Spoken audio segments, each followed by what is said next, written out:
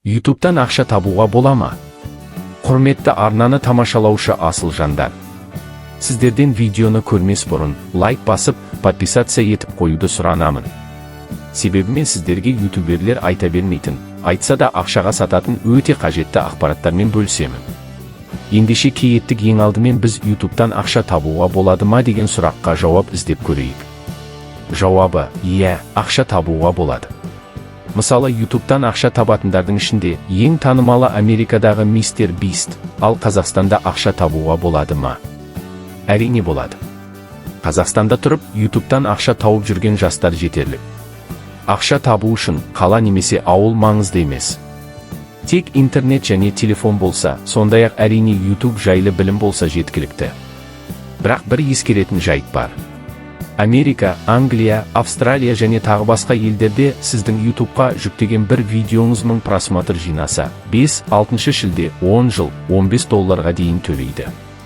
Ал Қазақстанда бұл көрсеткіш шамамен 1000 просмотрға тек $1-2 көлемінде төленеді. Тағы бір ескеруі тиіс нәрсе, YouTube'қа сіз бірден видеоны жүктеген сәттен төлей береді деген сөз емес.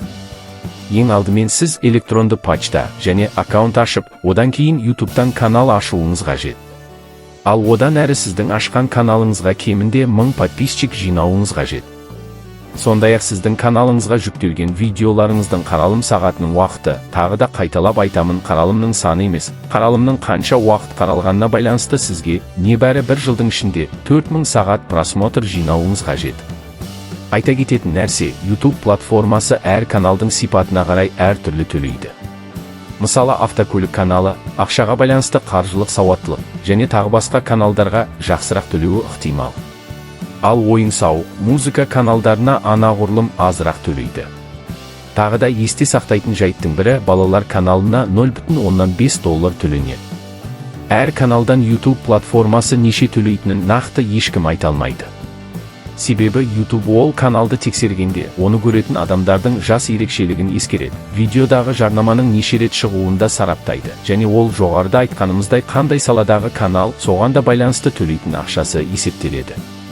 YouTube'дан видеоны немесе музыканы жүктеп алып, қайта YouTube'қа жүктеуге болмайды. Алғашқыда болғанмен кейін каналыңыз банға кетуі мүмкін.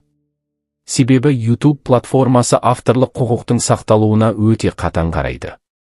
Ең дұрысы, сіз өзіңіз ең сүйікті ісіңізбен немесе хоббимен айналысып, я болмаса ойынға құмар болсаңыз, сол ойынды каналға жүктеп, жеке өзіңіз YouTube'қа өз видеоңызды салуыңыз жақсырақ. Достар, егер YouTube туралы одан да молырақ білгіңіз келсе, комментарий қалдырыңыздар. Мен одан әрі нақты қандай қадамдарды жасау арқылы YouTube'ты жүргізуге болатындығын айтатын боламын.